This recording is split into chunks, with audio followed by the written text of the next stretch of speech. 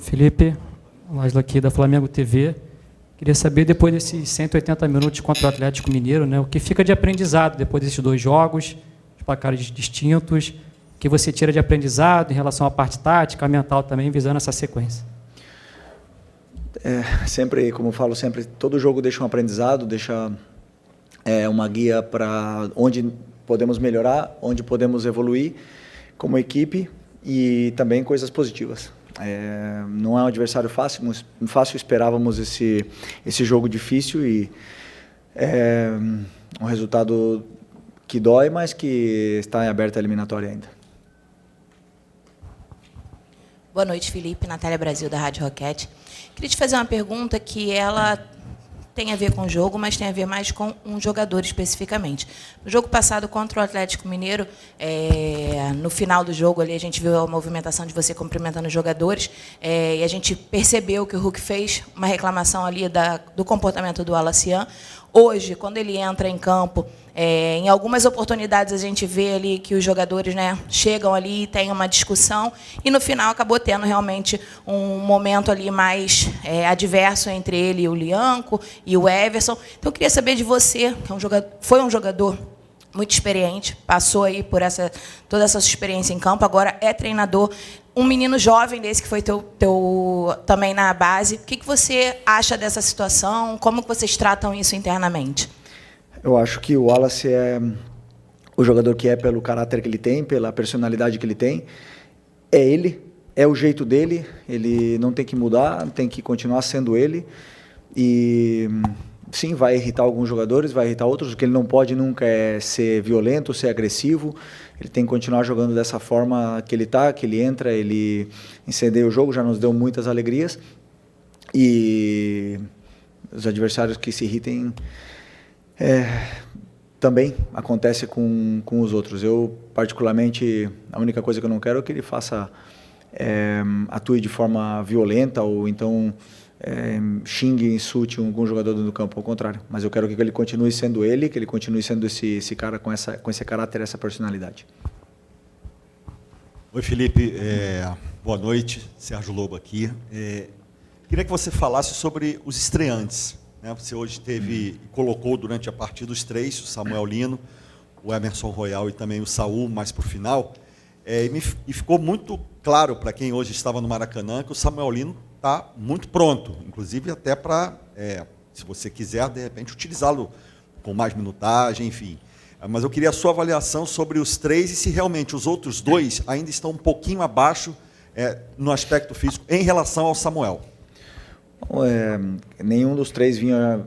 Bom, o Samuel jogou o Mundial e teve pouco tempo parado e vinha treinando, né, no Atlético.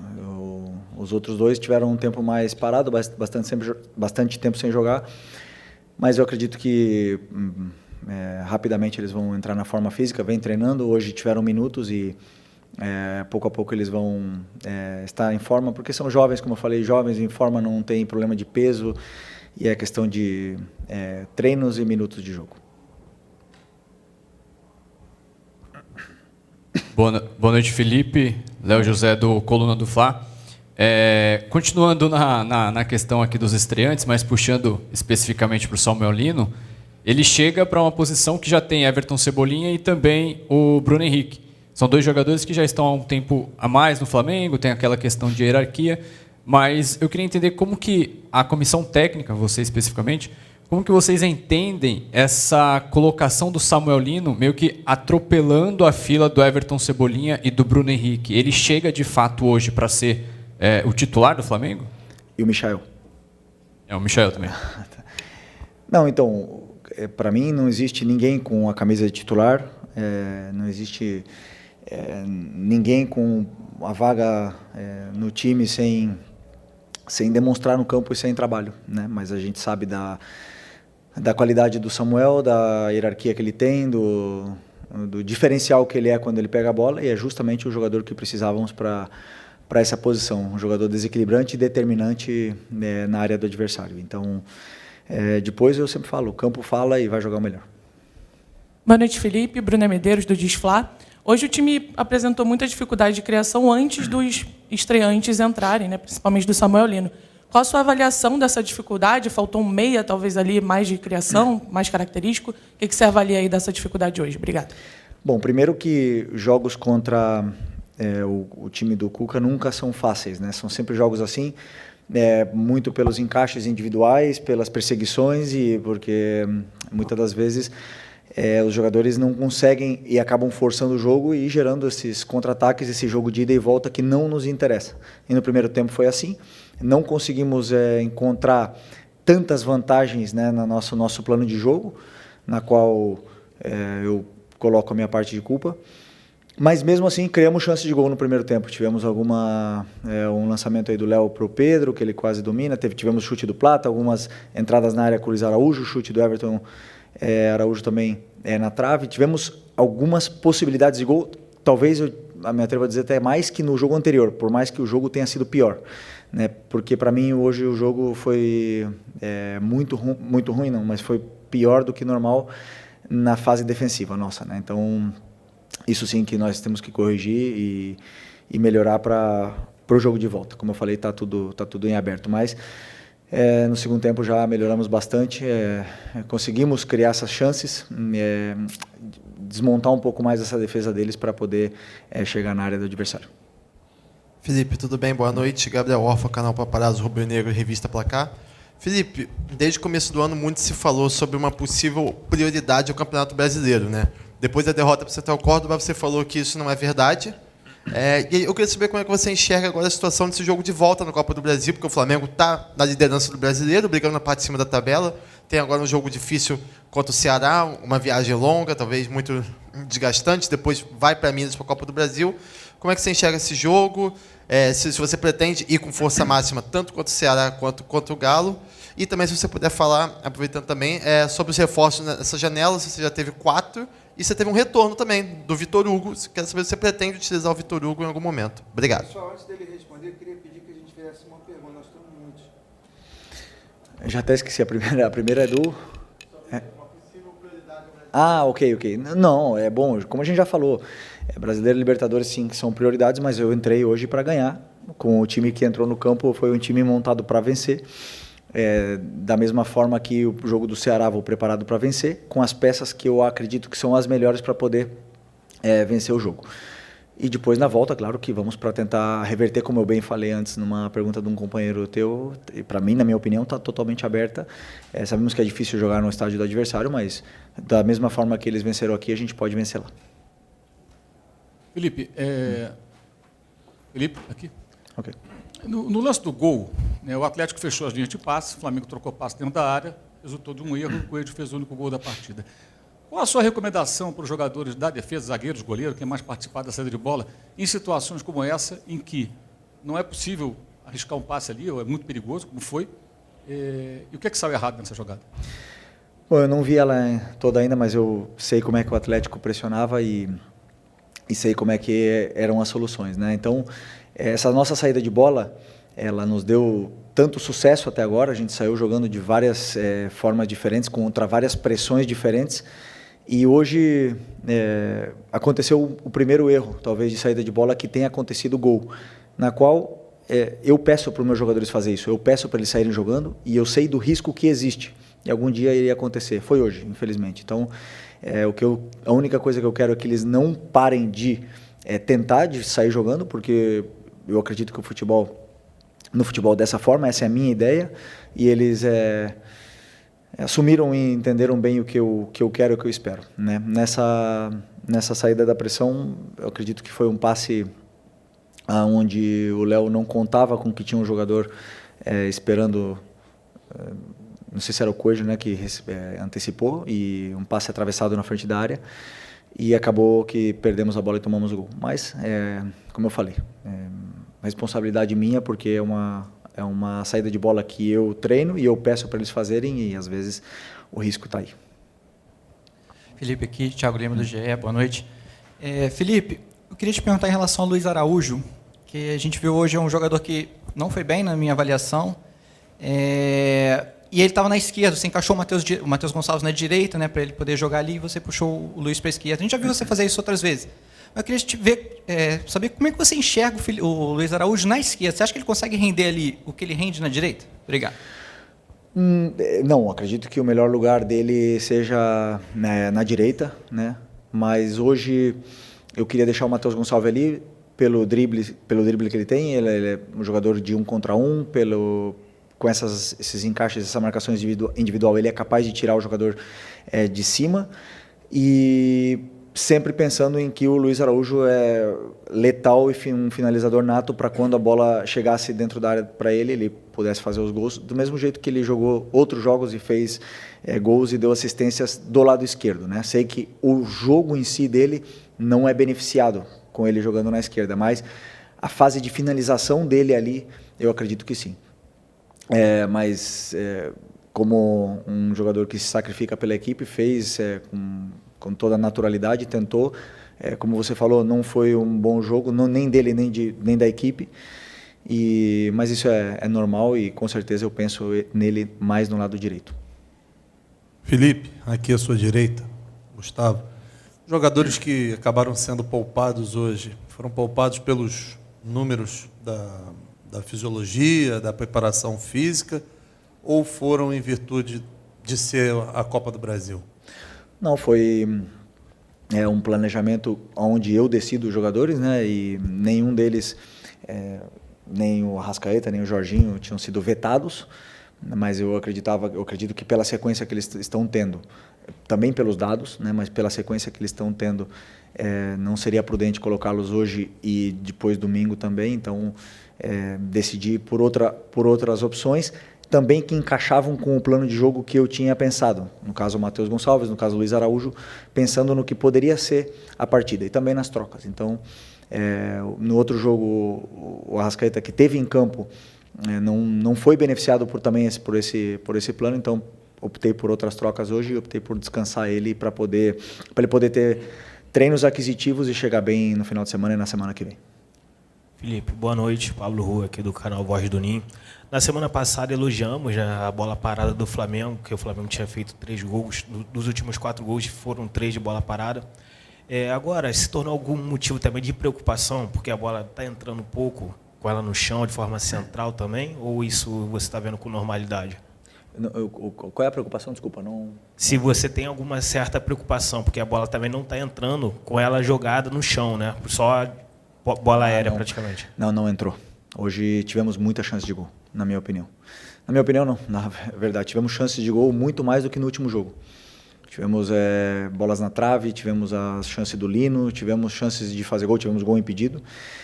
A criação, ela muito é bloqueada pela qualidade defensiva do adversário. E como eu falei para vocês podem olhar nas estatísticas aí quantas vezes os times do Cuca são goleados, né? É difícil de entrar na defesa dele porque é um time que defende bem, porque o modelo de jogo passa muito por essa fase defensiva. Então, são times que te geram dificuldades na criação. Vão existir outros jogos que não vão ser assim, vão ter jogos que sim. Então, eu acredito que o time... eles estão com as soluções e depois, claro, vão ter dias que vão estar menos finos, como o caso de hoje.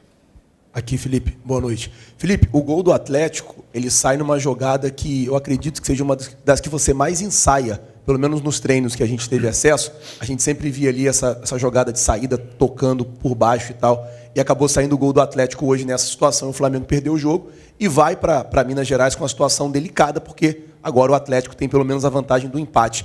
Queria saber como é que foi a conversa sua com os jogadores depois do jogo, para não deixar essa peteca cair, para eles continuarem acreditando e para acreditar numa possível virada no jogo da próxima semana, já que no retrospecto, em 2022, o Flamengo perde o primeiro jogo para o Atlético, depois vira aqui no Maracanã. No ano passado, o Flamengo vence dentro da Arena do Galo e é campeão da Copa do Brasil. Queria saber se você já teve essa conversa com os jogadores e como é que foi, já visando uma possível virada na semana que vem. Obrigado. Não, depois do jogo, claro, com a cabeça quente ali, não tem conversa, mas é muito claro, faz parte do futebol a derrota, né? Não foi a primeira do ano, né? E não sei, mas provavelmente não vai ser a última. Então, a derrota ela faz parte. E eu sempre gosto de mostrar para eles o porquê perdemos, o porquê jogamos mal, ou não jogamos tão bem, e por que ganhamos e por que jogamos bem, ou ao contrário, porque às vezes se ganha, mas não joga bem, né? Então, eu gosto de ser muito realista com o que está acontecendo. Amanhã temos pouco tempo até o jogo do Ceará, mas amanhã vou simplesmente analisar, rever todo o jogo novamente e passar para eles o que aconteceu no jogo para que esses erros sejam corrigidos. Mas a derrota, o resultado negativo, ele faz parte do futebol e claro que os jogadores estão com muita dor ainda dessa derrota, eu também, o que mais, mas sei que faz parte dessa nossa profissão e levantar a cabeça o mais rápido possível para poder vencer final de semana. Boa noite, Felipe, aqui. Sidão Marinho da Litoral News. No primeiro tempo, né, você falou um pouco sobre esse jogo mais acelerado da equipe do Flamengo. Eu senti um buraco dentro do meio de campo da sua equipe. Você acredita que teve falta de uma presença do Jorginho ou então do próprio Saul? Queria até que você explicasse qual seria a minutagem desses dois jogadores, né, qual seria a disponibilidade deles para o jogo. E até no gol sofrido, faltou ter um homem de armação mais potente para vir buscar essa bola, para jogar para a parte ofensiva? Obrigado. No gol? No gol foi um tiro de meta, não foi? Sim, mas se faltou essa presença de um meia de armação para vir buscar essa bola, o Jorginho faz muito isso. Bom, vamos lá. Primeira questão. O buraco que você via no meio-campo era fazia parte do nosso plano de jogo. Os dois volantes estavam posicionados, mesmo se o Jorginho estivesse no campo, estaria posicionado no mesmo lugar dos outros jogadores, tanto do Alan como do Everton Araújo. E esse buraco existia para gerar esse espaço para a gente depois buscar essa bola, né? Então fazia parte do nosso plano de jogo. E por vezes saiu certo, a bola entrou por dentro, porque é um time que permite jogar por dentro. Ele bloqueia essa marcação individual, bloqueia teus jogadores e depende muito da qualidade individual, de ele tirar o jogador de cima, de vencer duelos e evitar passes verticais. E hoje tivemos muitas vezes esses passes verticais que nos geraram esses contra-ataques e esse ida e volta. E repito, sobre o Jorginho no gol do Atlético Mineiro, ele estaria posicionado no mesmo lugar do Everton Araújo e do Alan. O gol foi um erro de passe, onde o Léo Ortiz estava, acho que, livre. Mas acontece, como eu falei, acontece. Cada jogo a gente prepara um tiro de meta, um plano de jogo em função do plano de jogo que a gente tenha, e às vezes são diferentes, às vezes tem um meio armador, às vezes não, vocês podem analisar também. Mas hoje, infelizmente, aconteceu esse gol, na qual não tem problema nenhum para mim, porque, como eu falei, o risco ele existe, ele sempre vai existir, e hoje aconteceu, e o importante é que a gente possa corrigir e não exista mais. Felipe, boa noite, aqui à sua direita. Maurício Luz do Lance. Você falou em mexer no time por conta de desgastes, da sequência, etc. Mas dois jogadores que têm maior minutagem no ano são o Léo Ortiz e Léo Pereira. O Danilo, obviamente, lidando com problemas de lesão durante a temporada e, enfim, também foi ausência hoje. Eu queria perguntar de você por que o Léo Ortiz e o Léo Pereira, por exemplo, têm essa sequência tão grande, principalmente nas ausências do Danilo, e o Cleiton, o João Vitor, enfim, outras opções não têm tantas oportunidades quanto jogadores, por exemplo, o Everton Araújo, que também saiu da base, mas vem tendo oportunidades no time quando o Jorginho ou outros jogadores precisam descansar. Obrigado. Porque eu acredito que, primeiro, a zaga é um lugar delicado, não gosto de mexer na última linha, não gosto de fazer trocas da última linha, como hoje eu fiz, né, tanto Vinha como Varela, não gosto de fazer trocas ali, tento mexer o menos possível, e hoje, pensando nesse desgaste desses dois jogadores que você citou, existe também o adversário, né? Um adversário que nos gera muitas dificuldades, muitos problemas na nossa última linha, e achei que não seria justo com os dois meninos jogar esse jogo. Por mais que, claro, todo mundo pensa, né, que todos podem jogar porque são da base, mas eu acredito que sempre na zaga é uma situação mais delicada pela importância e a dificuldade que o jogo hoje com Hulk, Rony e Coelho iria gerar na nossa última linha. Então, por isso optei por continuar com eles, são fortes, são jovens e estão bem, mas se precisar contra o Ceará ou até mesmo na volta, eu sei que tem o João e o Cleiton. Aqui, boa noite, Felipe, tudo bem? Isabelle Costa, canal Gold. Acho que foi uma surpresa, assim, um tanto quanto inesperada, o relacionados com o Samuel Lino, o Royal e também o Saul, né? Até porque eles estavam em período de pré-temporada, o Saul mesmo, a gente tinha até falado sobre. Como é que você vê a preparação deles? Porque a gente já viu em campo o Samuel Lino, inclusive, indo muito bem, fez aquele gol que estava impedido, mas se movimentando muito bem. Como você vê a preparação, o entrosamento deles também, né? Porque foram pouquíssimos treinos. E sobre o Everton Cebolinha, o que está pegando com o Everton? Obrigada. Bom, o Cebolinha está com uma tendinite, mas isso é assunto do médico, né? Mas eu sei que ele está com uma simples moléstia aí na parte do tendão e em breve voltará, que precisamos dele também. E sobre os reforços, eles já tiveram conteúdo, já tiveram os vídeos necessários para entender como a gente joga. É da mesma forma que eles jogavam nos clubes deles, então não tem nenhuma novidade para eles, e eu vi eles treinarem. A gente recebeu também os dados físicos deles e achamos que não teria risco colocá-los nesse jogo, então com tantos desfalques que temos, eu optei por trazê-los nessa relação. E a partir daí agora somar, como eu falei, treinos, minutos e minutos de jogos, minutos de treinos, para que possam entrar nessa dinâmica da equipe o antes possível, que com certeza vão ser muito importantes para nós. Obrigado. Okay? Boa noite, pessoal. Valeu. Pessoal,